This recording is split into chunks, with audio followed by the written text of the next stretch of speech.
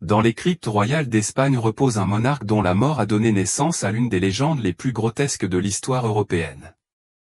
Ferdinand VII, autrefois surnommé « le Désiré » par ses sujets, allait devenir célèbre pour quelque chose de bien plus troublant que son règne tyrannique. Alors que son corps se détériorait sous l'effet de la maladie et des excès, des rumeurs commencèrent à circuler à la cour espagnole au sujet d'une obsession qui marquerait ses dernières années et donnerait naissance à un récit macabre qui survivrait à son empire en ruine. C'est l'histoire d'un roi qui craignait davantage de perdre sa masculinité que son trône mais dont l'acte final désespéré allait le transformer, passant du statut de despote redouté au monarque le plus humilié de l'histoire. Nous étions en 1833, et Ferdinand VII gisait mourant au palais royal de Madrid. Mais les dernières préoccupations du roi ne concernaient ni la succession, ni la diplomatie, ni l'état de son royaume. Selon des rumeurs de cour qui persisteraient pendant des générations, ces dernières pensées se concentraient sur la préservation de la preuve de sa virilité pour la postérité. Ce qui émergea de ces chambres mortuaires allait devenir l'une des légendes royales les plus étranges et les plus dégradantes jamais enregistrées, l'histoire d'un organe préservé flottant dans du formaldéhyde, se moquant à jamais de la mémoire d'un roi autrefois puissant. Ferdinand VII monta sur le trône d'Espagne en 1808, au cours d'une des périodes les plus tumultueuses de l'histoire européenne. L'Espagne était prise en étau entre les ambitions de Napoléon et le chaos politique interne, l'ancienne monarchie des Bourbons luttant pour maintenir son influence dans un monde en rapide mutation. Le début du règne de Ferdinand fut marqué par la guerre d'Espagne, l'occupation étrangère et un bouleversement complet de la société espagnole traditionnelle. Le jeune prince, initialement populaire auprès de ceux qui s'opposaient à la faiblesse du règne de son père Charles IV, allait bientôt se révéler bien pire que le monarque qu'il remplaçait. Le paysage politique de l'Espagne du début du XIXe siècle était marqué par des traditions absolutistes en conflit avec les idéaux libéraux des Lumières. Ferdinand représentait la vieille garde, un monarque convaincu du droit divin, du pouvoir absolu et de la répression de tout mouvement démocratique. Ces sujets l'accueillirent d'abord comme « El Deseado », le désiré, espérant qu'il restaurerait la gloire et l'indépendance passée de l'Espagne. Ils se trompèrent totalement quant à la personnalité de l'homme qu'il couronnait. La personnalité de Ferdinand a été façonnée par des années d'intrigues de cour, de trahison familiale et d'humiliation personnelle durant l'occupation napoléonienne. Ces expériences l'ont rendu paranoïaque, vindicatif et obsédé par l'idée de démontrer sa puissance et sa masculinité à un monde qu'il avait constamment rabaissé. Les blessures psychologiques de son enfance se manifestèrent de manière de plus en plus inquiétante avec l'âge, créant les conditions propices aux obsessions qui définiraient sa vie future. Sous le règne de Ferdinand, l'Empire espagnol était déjà en plein déclin, ayant perdu la plupart de ses colonies américaines et une grande partie de son prestige international. Ce contexte d'humiliation nationale a peut-être intensifié les incertitudes de Ferdinand quant à son pouvoir et à sa masculinité. À mesure que son empire s'effondrait, il se tourna de plus en plus vers l'intérieur, se concentrant sur des préoccupations plus personnelles et intimes concernant son héritage et ses prouesses physiques. Ferdinand VII s'imposa rapidement comme l'un des monarques absolus les plus brutaux d'Europe, s'attirant la haine des libéraux, des intellectuels et de tous ceux qui osaient remettre en question son autorité. Son règne fut marqué par la persécution systématique, la torture et l'exécution de ses opposants politiques. L'Inquisition, qui avait été abolie pendant la période libérale, fut rétablie avec le soutien enthousiaste de Ferdinand, devenant un outil pour éliminer quiconque était soupçonné d'abriter des idéaux démocratiques. La paranoïa du roi s'étendit à tous les aspects de la société espagnole. Les universités furent purgées de leurs professeurs libéraux. Les journaux furent fermés ou sévèrement censurés. Un vaste réseau d'espions et d'informateurs surveillait la population à la recherche de signes de dissidence. Ferdinand semblait prendre un plaisir personnel à la souffrance de ses ennemis, assistant souvent à des exécutions et à des châtiments publics. Ce côté sadique se manifestera plus tard de manière plus intime et dérangeante. Alors que son état physique se détériorait tout au long des années 1820, le règne de Ferdinand devint de plus en plus erratique et cruel. L'échec de la révolution libérale de 1820 à 1823 ne fit qu'intensifier sa persécution contre tout opposant présumé. Les exécutions massives, l'emprisonnement sans procès et la torture devinrent des outils de gouvernement courants. La cour du roi devint un lieu de peur et de flagornerie, où les courtisans rivalisaient pour démontrer leur loyauté par des démonstrations de soumission et de flatterie de plus en plus élaborées. À mesure que Ferdinand vieillissait, sa cruauté prenait une dimension plus personnelle. Les observateurs de la cour remarquèrent son obsession croissante pour les serments de loyauté, les démonstrations publiques de soumission et les cérémonies élaborées destinées à renforcer son autorité absolue. Ces rituels semblaient procurer au roi vieillissant une satisfaction psychologique que son corps défaillant ne pouvait plus lui procurer par des moyens plus traditionnels. Le monarque, qui avait autrefois commandé des armées, trouvait désormais son pouvoir concentré dans sa capacité à humilier et à dégrader ceux qui l'entouraient. À la fin des années 1820, le corps de Ferdinand VII commença à montrer les effets de décennies d'excès, de stress et de mauvaises habitudes de santé. Les récits contemporains décrivent un monarque atteint d'une obésité grotesque, souffrant de diverses affections cutanées et éprouvant des difficultés croissantes à exercer ses fonctions physiques de base. Son visage, autrefois considéré comme beau dans sa jeunesse, était devenu bouffi et défiguré par la maladie et les excès. Le roi, qui s'était enorgueilli de son apparence masculine, se transformait en une caricature physique de la décadence royale. Les médecins de la cour documentèrent avec une inquiétude croissante la santé déclinante de Ferdinand.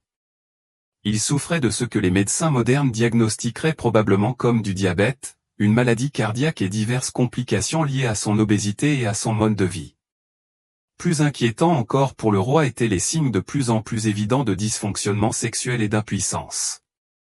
Pour un monarque dont la légitimité dépendait en partie de la procréation et de la démonstration de sa virilité, ces défaillances physiques représentaient une crise existentielle. Face à son déclin physique, Ferdinand se consacra de plus en plus à prouver sa masculinité par d'autres moyens. Il exigea que les cérémonies de cour mettent en valeur sa virilité et sa puissance, commanda des portraits exagérant ses attributs physiques et insista pour des examens médicaux approfondis attestant de sa puissance. Les serviteurs du palais ont rapporté la préoccupation croissante du roi pour son apparence et ses capacités sexuelles, passant souvent des heures à s'examiner dans des miroirs et exigeant des médecins des garanties sur son état. L'impact psychologique de son déclin physique ne saurait être surestimé. Ferdinand avait bâti son identité autour de l'image d'un dirigeant puissant et viril, inspirant le respect par sa force et sa crainte. À mesure que son corps le trahissait, son désespoir de maintenir cette image s'intensifiait. Les observateurs du tribunal ont noté un comportement de plus en plus erratique et des accès de colère soudains suivis de périodes de profonde dépression et une attention obsessionnelle à tout affront ou défi perçu à son autorité masculine. L'histoire matrimoniale de Ferdinand reflétait ses inquiétudes croissantes quant à la masculinité et à la succession.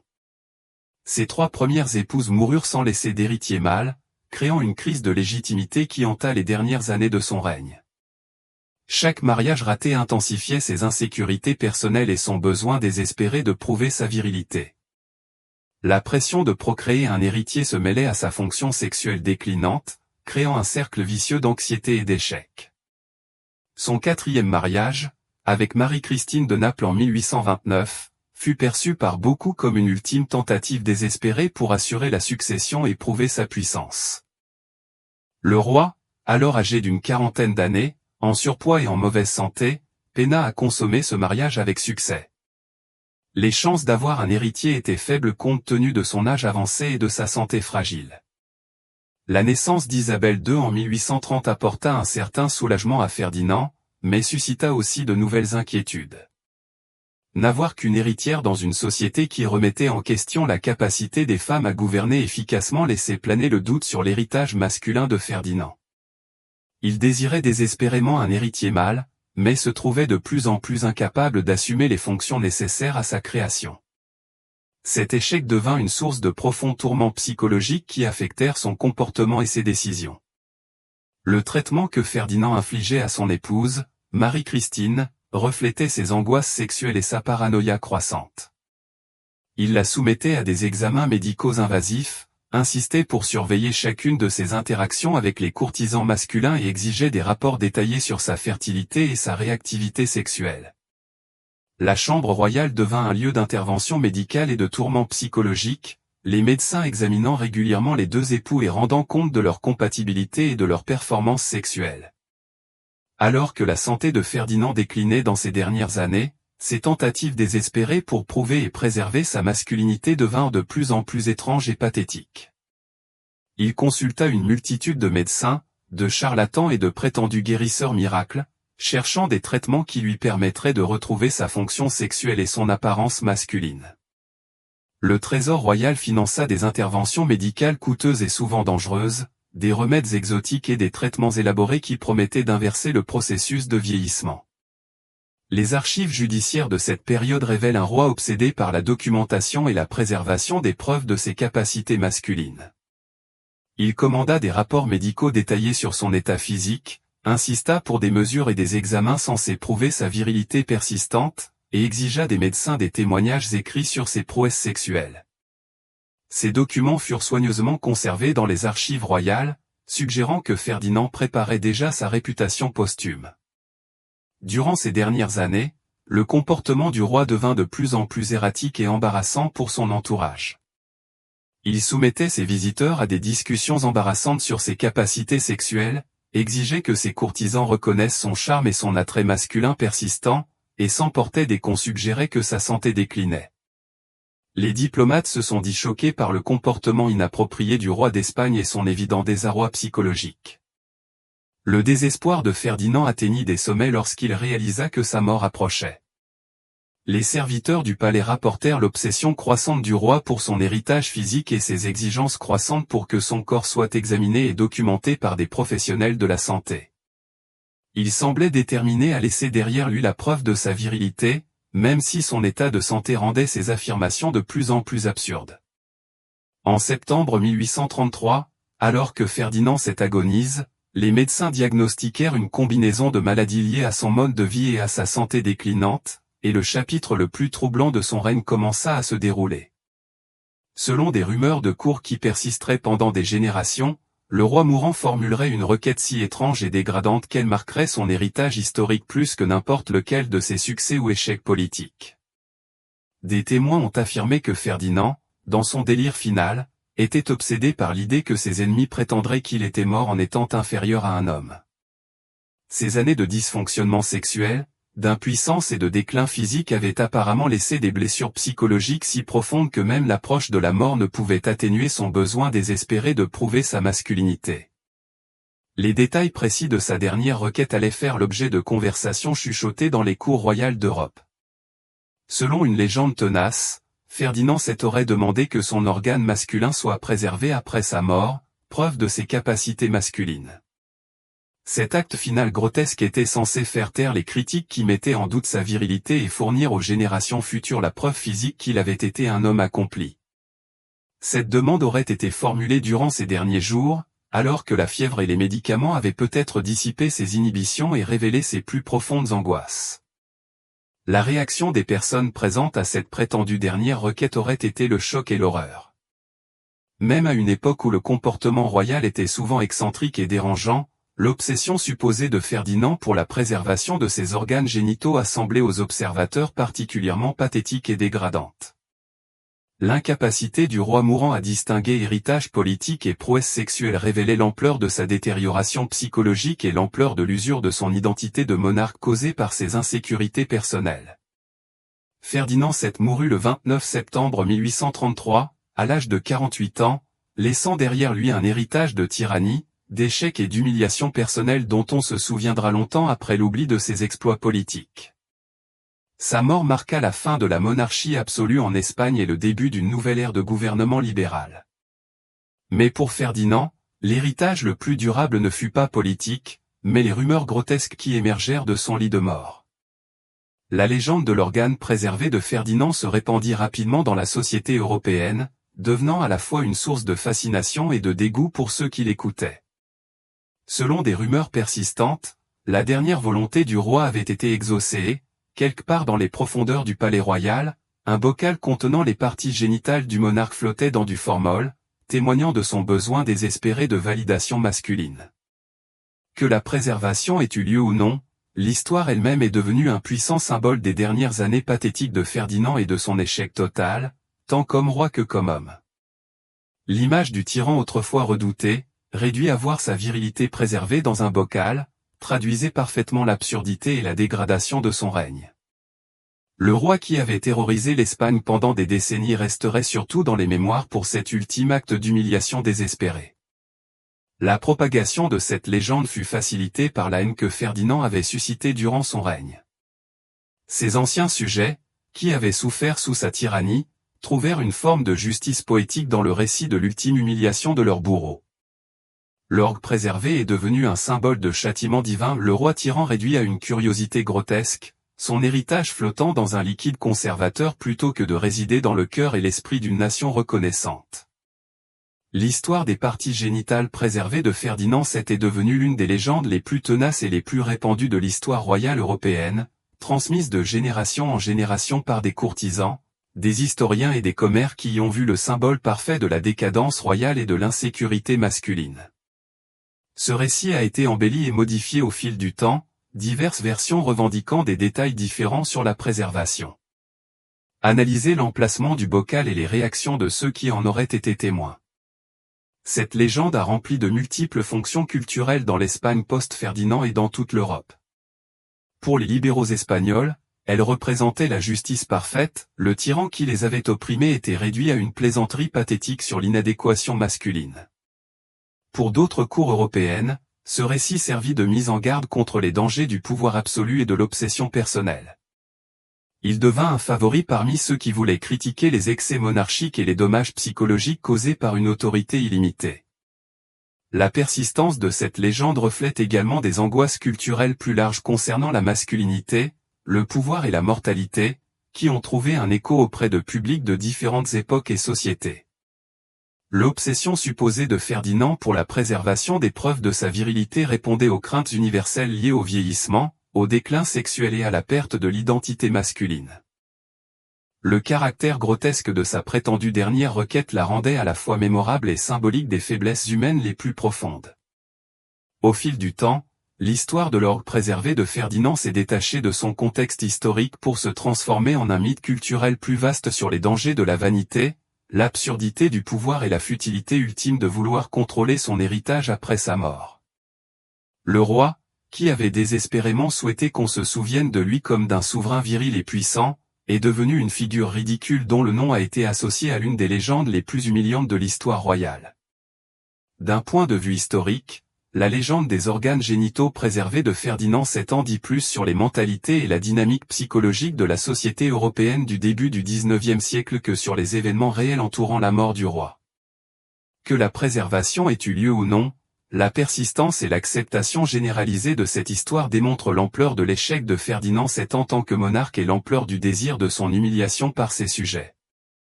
Les historiens modernes abordent cette légende avec un scepticisme justifié, soulignant que de nombreux détails proviennent de sources peu fiables et que l'histoire pourrait avoir été exagérée ou entièrement inventée par les ennemis de Ferdinand. Cependant, les preuves historiques corroborent le récit plus large du déclin physique, des dysfonctionnements sexuels et de l'instabilité psychologique croissante de Ferdinand durant ces dernières années. Les archives médicales contemporaines et les observations judiciaires confirment que le roi souffrait de diverses affections qui auraient affecté sa fonction sexuelle et son apparence physique. Le profil psychologique révélé par les archives historiques correspond à celui d'un homme peut-être obsédé par la préservation des preuves de sa masculinité. La paranoïa avérée de Ferdinand, ses tentatives désespérées de conserver le pouvoir absolu malgré des échecs évidents et son intérêt croissant pour des préoccupations personnelles plutôt que politiques suggèrent un homme profondément investi dans la performance masculine et l'image publique. Ce qui rend cette légende particulièrement significative d'un point de vue historique, c'est qu'elle résume les thèmes plus vastes du règne de Ferdinand et de la transition de la monarchie absolue à la monarchie constitutionnelle en Espagne. L'obsession finale présumée du roi pour son héritage physique symbolise parfaitement son incapacité à comprendre la nature changeante de l'autorité politique et son incapacité à s'adapter aux nouvelles attentes en matière de comportement et de responsabilité royale. L'histoire de l'humiliation finale de Ferdinand II nous rappelle avec force comment les obsessions personnelles et les faiblesses psychologiques peuvent, en fin de compte, définir un héritage historique plus fortement que les réussites ou les échecs politiques.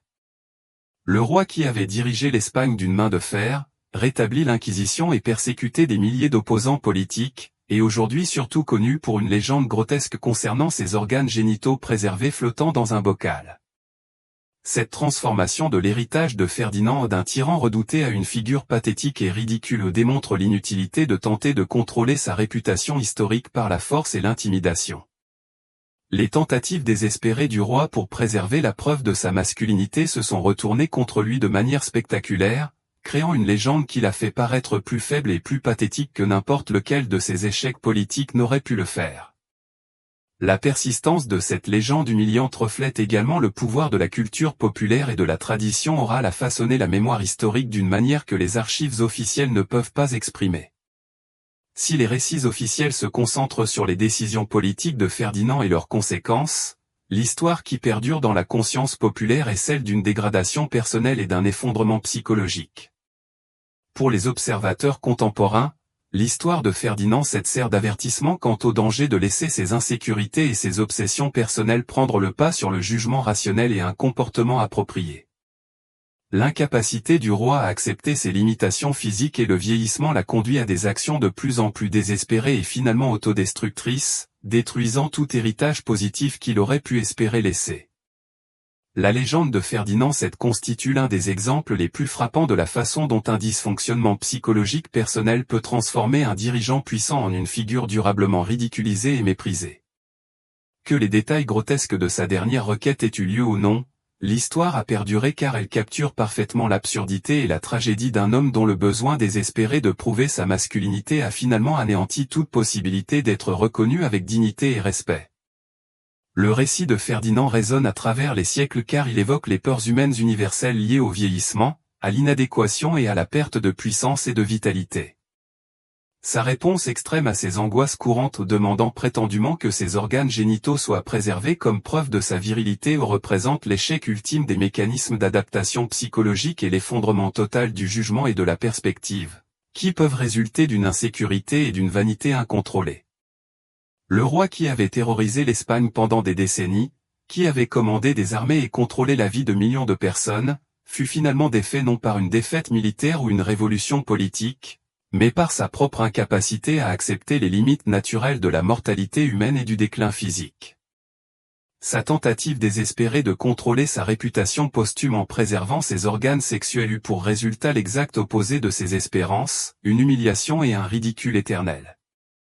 En fin de compte, l'héritage de Ferdinand VII nous rappelle avec force que la véritable force et la dignité masculine ne naissent pas de tentatives désespérées de prouver sa virilité ou sa puissance, mais de la capacité à affronter les défis et les limites de la vie avec grâce, sagesse et acceptation.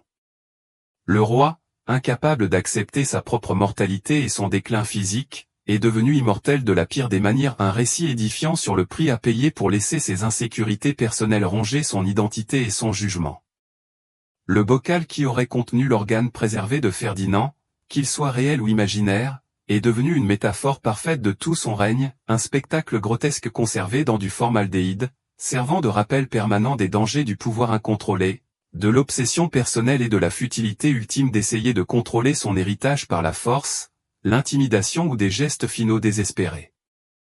Le roi qui voulait être reconnu comme un dirigeant puissant et masculin est devenu le monarque le plus humilié de l'histoire, son nom étant à jamais associé à l'une des légendes les plus dégradantes de l'histoire royale européenne.